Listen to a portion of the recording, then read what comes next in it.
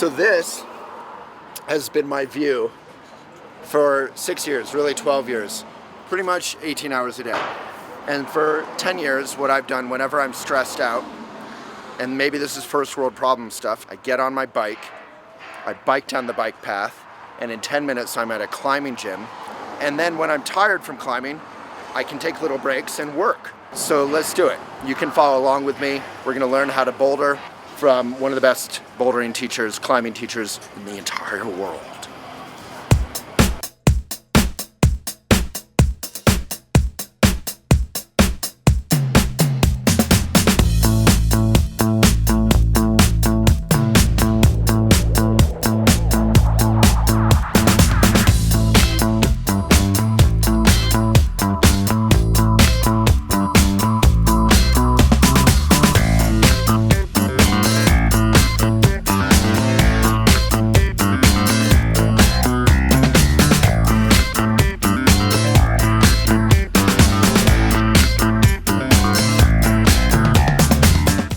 Biceps. You don't have to have It's big my forearms biceps to that be get good at huge. rock climbing, see?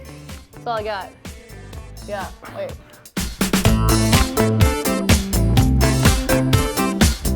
So I'm here with Jackie Hueftle. Hueftle.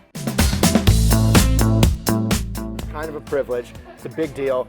Climbing even 10 years ago was kind of a little niche thing. It's so different now. Now it's huge. Just Just after I got involved, it might be related. Yeah, totally. Yeah. They were like, oh, Waylon's into it? Yeah. Yeah. I mean, if he can do it, I obviously can do it because he's so weak. Cool, so I'm psyched. So let's get on the wall. We're also gonna forcibly recruit Nussbaum. Yes, Rachel. Who's our producer. This is gonna be your first time ever.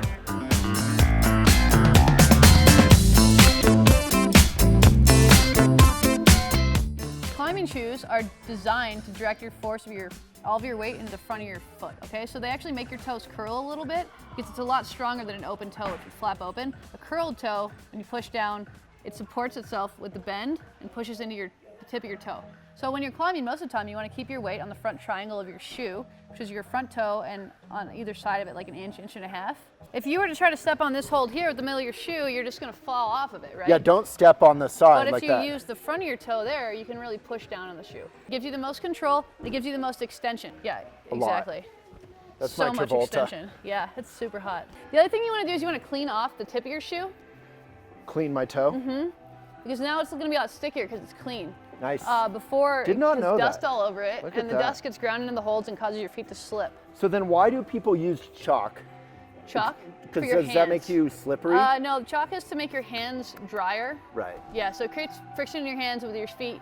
Anything between the shoe and the hold is just like a little tiny layer of ball bearings. Do you have a chalk bag? No, I don't use. I never bring a chalk bag because there's always chalk on the floor, and it's sort of my little weird eco thing. I just use chalk on the floor because there's always chunks. Chalk, skin cells. Warming up is when you first start climbing, you want to kind of stretch out your muscles and your fingers and your hands and get them used to holding on and twisting and all these things gently before you get on the wall and do something hard that's going to possibly hurt you. And if you want, we can make it a lot faster too. So what else do we do in terms of stretching and warming up? Okay, so what I usually do when I come into the gym is I come over, let's go over here. Rachel, come with us. So I come over to a wall like this, the Yosemite wall. And it's a top rope wall, which means you can climb ropes on it. But I like to climb across this wall.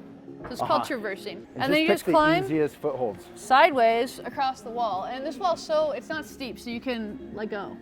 So even though I'm wearing tennis shoes, I have all my weight on my feet. It's easy to just slide my hips in, but if I put my hips out, I'm gonna fall off.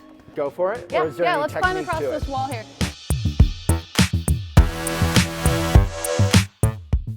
You wanna watch the foothold and then place your foot on it. So you can use your hands and you can use your other hand to push to place your foot on it. Once you get all these basic pointers, then just go back to, I think, like kindergarten mind, where you're just climbing. Just for fun. Because your body kind of knows how to do it. Yeah. And then number two, the toes are in, then you can swivel, which is super important when you're moving.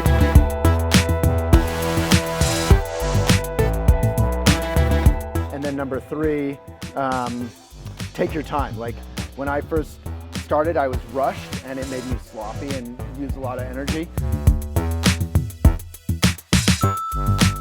So if you come into the gym and you've never been here before, way, or anybody, bring your friends in and they're like, what should I do? Yeah. You just want to find climbs, and in this gym, again, the spots are how we grade them. So 2 spots is the easier problem, 3 is a little harder. So you look for the spot range or the grade range that you might want to try, and you follow all the holds of that same pattern. Shall we do this? Sure. You start at the U, and then you just follow the tape.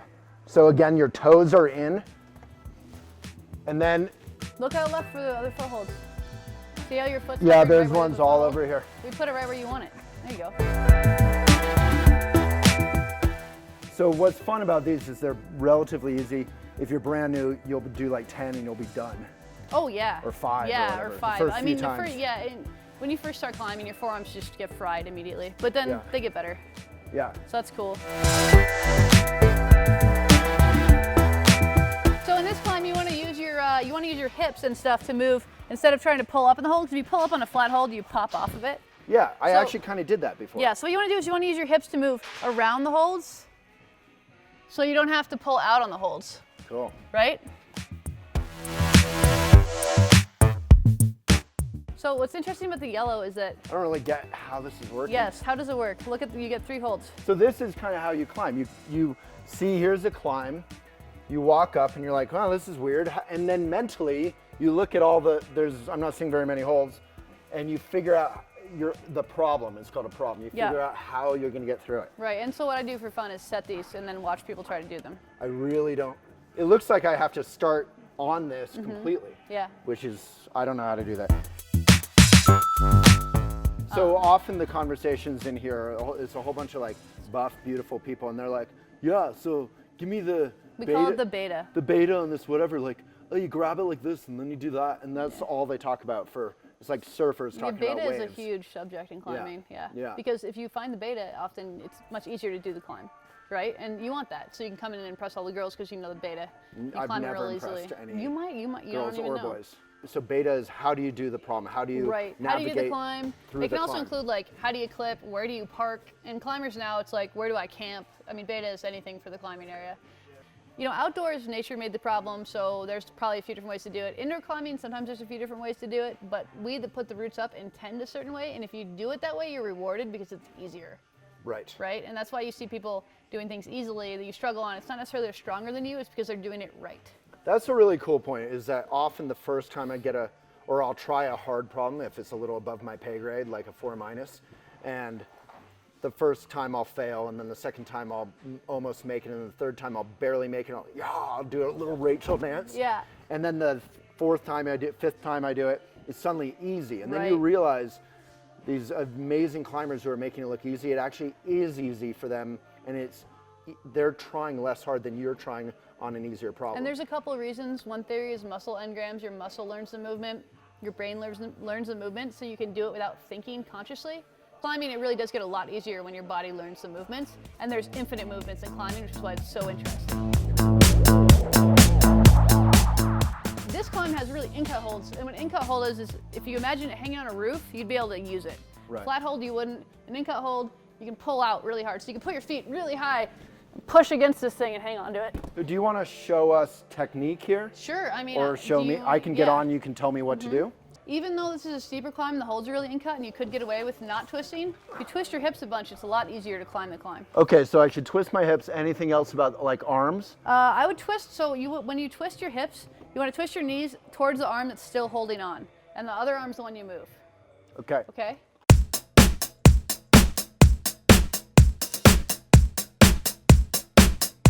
Nice. Awesome. Good job. And then down climb, right? I would, yeah. Try to down climb the way that you went up too. It's good. That's another thing that helps you remember beta is down climbing stuff. You remember where the holds are. Oh my God. Remember where the feet are. Try to reverse your movements, yeah. So you climbed it well because you used your arms straight and just bent them when you were moving.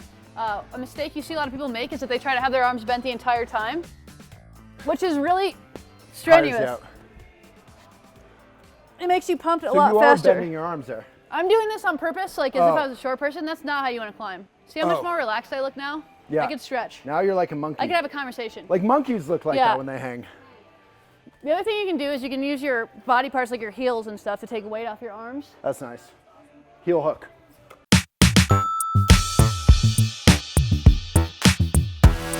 So years ago, I was here with one of the instructors who was a buddy at the time. Can't remember his name, so clearly we were very close. Super close. And he said this really great thing. He said, you can always tell when people are struggling or whatever because beginners will stop breathing. They'll hold their breath before a big move. Yep. So what do you do in those stressful moments when you're at your edge or you're about to do a big move? I mean, you mentally prepare for it before you even get off the ground because you kind of read the route or you've tried it already and fallen, you know what you're getting into. And then sometimes people yell at you and they say, breathe, and it reminds you to breathe because everybody, even the most experienced climbers, will forget to breathe sometimes. Right. And then you take that breath, and sometimes you feel like you can't relax, so you can breathe in a tense position instead of a relaxed position, but it still helps to just get that air in you. But you set up for the move, so you plan your whole climb preparing for that move. So you're like, okay, I'm gonna conserve, I'm gonna breathe through these moves, so when I get there I don't have to try to breathe when I'm already in this tense position. And then you get through that part as fast as you can. And that's kind of what I was saying about having your arms bent, is in bouldering you get into situations where your arms have to be bent a lot because you're trying really hard the whole time. I love that. All of that is directly analogous, I feel like, to life. So sometimes you're gonna have to make a big move that's stressful. Yeah. And you have to look at it ahead of time and prepare, see the route, and then just go into it and breathe when you're super tense, even if you feel like you can't. Yes. And get through it as fast as you can. And get through it as fast as you can and believe, and even if you're not sure it's gonna work, try anyways. Robin Herbicide always said, say yes. Be like, instead of being like, I'm not gonna do this move, be like, I'm gonna do it, and try your hardest and see what happens. Because even, I've been climbing 16 years, which is half my life, and I still surprise myself regularly with things that I think, using my well-calibrated system of guessing what I can do, that I won't be able to do, and sometimes I can still do them. Right. You know, so it's kind of fun. You always keep learning from climbing. So don't box yourself in and prejudge your own. Yeah, you have to relearn. When I teach lessons, I remember things that I know, and I have to relearn and relearn and relearn about technique or about which part of me to remember to keep tense or how to move my hips, things that you forget when you get stronger and you get sloppy or whatever it is. And some of this advice particularly applies, if we look down, to indoor gyms where if you fall, you're good. If you're bouldering outside, you shouldn't treat it like it's a giant foam pit. It's not. It is a solid surface. But yeah, you can, you know what I say to people coming in that are just learning to climb is fall from low before you fall from high. Just get a feel for it. You want to do everything you can to either just land easily on your feet. You don't want to land straight-legged and do this to your back. You want to land and flop if you can. And if you're coming down on your side, you want to get your appendages in and use your big body parts. Shoulder, your back, keep your head in. If you're going to roll, rolling's great, but you don't want to roll right over your neck. You want to like run on one side or the other and roll over this part of your, which is something you learn in judo or jiu-jitsu. Right. Or parkour. I've studied parkour. Or if you want to pourquoi, extensively. Yeah. All right, so I've talked about why I love bouldering, but why do you love this stuff? Like, why have you made it such a part of your life?